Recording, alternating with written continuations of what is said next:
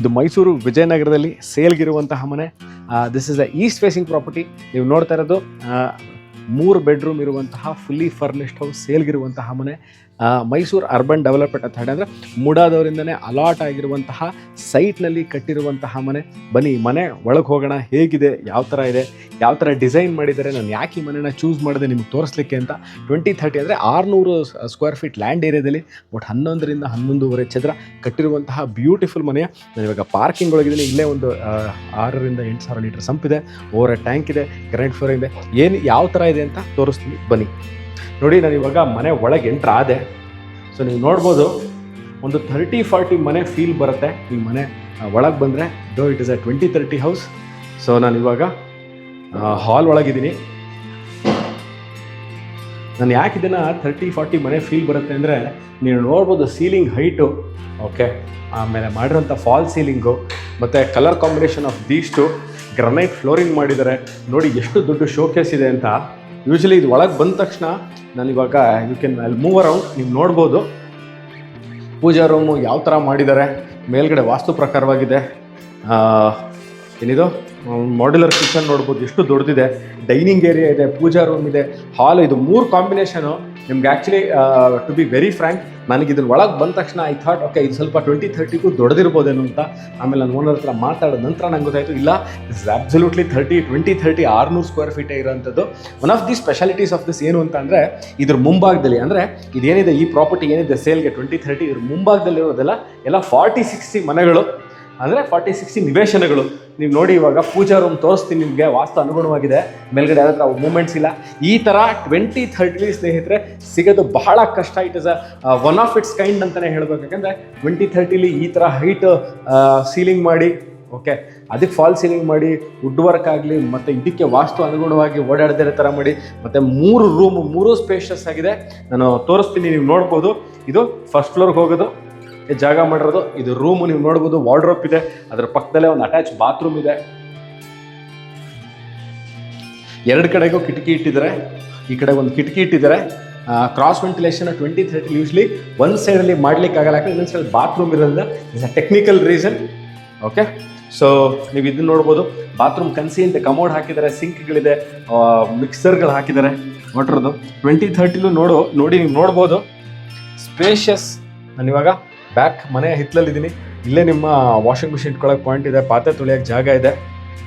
ಇಲ್ಲೂ ಅಷ್ಟೇ ಟೈಲ್ಸ್ ಹಾಕಿದ್ದಾರೆ.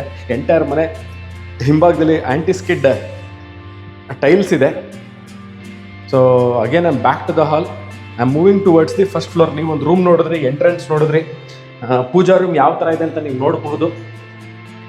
ನೋಡಿ, ಪೂಜಾ ರೂಮ್ ಮೇಲೆ ವಾಸ್ತು ಅನುಗುಣವಾಗಿ ಮಾಡಿದ್ದಾರೆ 2030 ಅಂತಂದರೆ. ನೋಡಿ ಪೂಜಾ ರೂಮ್ ಎಷ್ಟು ಚೆನ್ನಾಗಿದೆ ಅಂತ ನೀವು ನೋಡ್ತಾ ಇರೋ ಪೂಜಾ ರೂಮು. ಅದ್ರ ಮೇಲ್ಗಡೆ ಯಾವುದೇ ಥರ ಮೂಮೆಂಟ್ಸ್ ಆಗಲಿಕ್ಕೆ ಸಾಧ್ಯ ಇಲ್ಲ, ಯಾಕೆಂದರೆ ಓಪನ್ ಟು ದ ಸ್ಕೈ ಮಾಡಿದ್ದಾರೆ. ನೋಡ್ಬೋದು, ಈಗ open to the sky.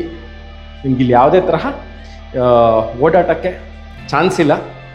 This the hall at the first floor. ಇದು ನೋಡ್ತಾ ಇರೋವಂಥದ್ದು ಹಾಲಲ್ಲಿದ್ದೀವಿ ನಾವು.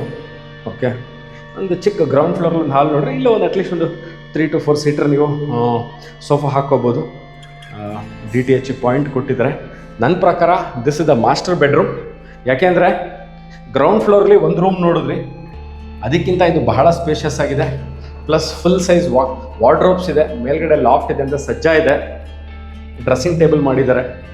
ಎಲ್ಲ ಡೋರ್ಸು ನೋಡಿ, ಇದು ಇಂಟರ್ನಲ್ ಡೋರ್, ಇದು ಸಹ ಅಷ್ಟೇ ಟೀಕ್ದು. ಇದಕ್ಕೆ ಅಟ್ಯಾಚ್ ಬಾತ್ರೂಮ್ ಇದೆ.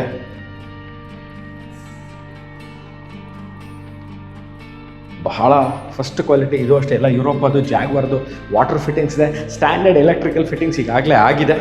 So this is room number 3. ಇದು 3ನೇ ರೂಮ್.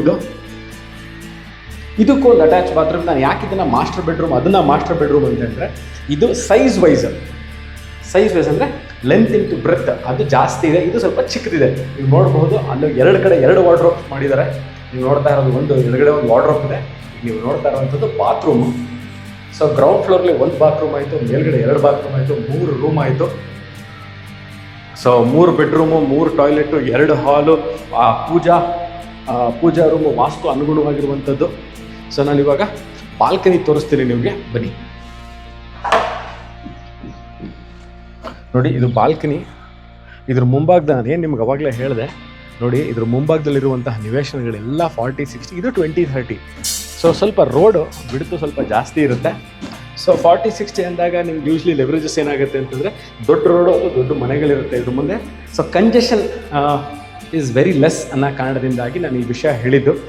ನಾನಿವತ್ತಿರೋದು ಮೈಸೂರು ವಿಜಯನಗರ 4ನೇ ಹಂತ 2ನೇ ಘಟ್ಟದಲ್ಲಿ ಸೇಲ್ಗಿರುವಂತಹ ಮನೆ. ಅಂದರೆ this the 20-30 site 600 square feet land ಏರಿಯಾದಲ್ಲಿ 3 ಬೆಡ್ರೂಮ್ ಇದೆ. ಗ್ರೌಂಡ್ ಫ್ಲೋರ್ಲಿ ಒಂದು ಪಾರ್ಕಿಂಗ್ ಏರಿಯಾ, ಪೂಜಾ ರೂಮು, ಡೈನಿಂಗ್ ಏರಿಯಾ, ಕಿಚನ್ ಮತ್ತು ಒಂದು ರೂಮು, ಅಟ್ಯಾಚ್ ಬಾತ್ರೂಮ್ ಇಲ್ಲ ಗ್ರೌಂಡ್ ಫ್ಲೋರ್ಲಿ. 2 ರೂಮ್ಗಳಲ್ಲಿ ಅಂದರೆ ಮೇಲಿರುವಂತಹ 2 ರೂಮಲ್ಲಿ ಅಟ್ಯಾಚ್ ಇದೆ. 2 ರೂಮು ನೀವು ನೋಡಿದ್ರೆ ಗ್ರೌಂಡ್ ಫ್ಲೋರ್ಲಿ ಒಂದು ಕಾಮನ್ ಇದೆ. Fully furnished house.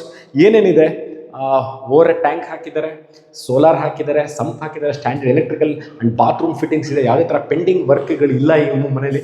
ನೀವು ಈಗಲೇ ಬಂದು ವಾಸಕ್ಕೆ ಯೋಗ್ಯವಾಗಿರುವಂಥದ್ದು. ಓಕೆ, ಡಾಕ್ಯುಮೆಂಟೇಷನ್ ಬಗ್ಗೆ ಕೇಳಿದಾಗ ಮೈಸೂರು ಅರ್ಬನ್ ಡೆವಲಪ್ಮೆಂಟ್ ಅಂತ ಅಂದರೆ ಮೂಡ ಸೈಟೇ, ಅಂದರೆ ಗೌರ್ಮೆಂಟ್ ಸೈಟಲ್ಲಿ ಅಲಾಟ್ ಆಗಿರುವ ಸೈಟಲ್ಲಿ ಕಟ್ಟಿರುವಂತಹ ಮನೆ ಇದು.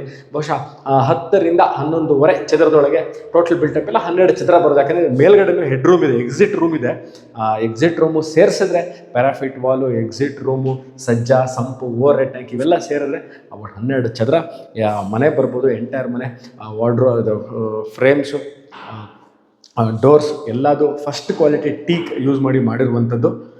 ಈ ಸೇಲ್ಗಿರುವಂತಹ ಮನೆ ಬಗ್ಗೆ ನಮಗೆ ಇನ್ನಷ್ಟು ಮಾಹಿತಿ ಬೇಕಿದ್ದರೆ ಡಿಸ್ಕ್ರಿಪ್ಷನ್ ಬಗ್ಗೆ ಫೋನ್ ಮಾಡಿ ಅಥವಾ ವಾಟ್ಸಪ್ ಮಾಡಿ. And people who don't know, okay, and who have joined this video now and who don't know that where is this location from Mysore city center, that's taking as Mysore Palace or Devraj Road railway station, bus stand, Mysore Vijayanagar 4th stage. Second phase is about say about 10 kilometers.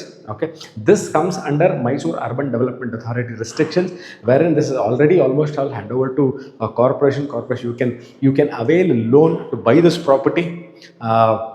You can consider this as a government site, government allotted site. This is so. For more info on this, you people can call me or WhatsApp me the same given description number below. We'll see you again with another property, something like this or much better than this also. See you. Bye bye. Take care.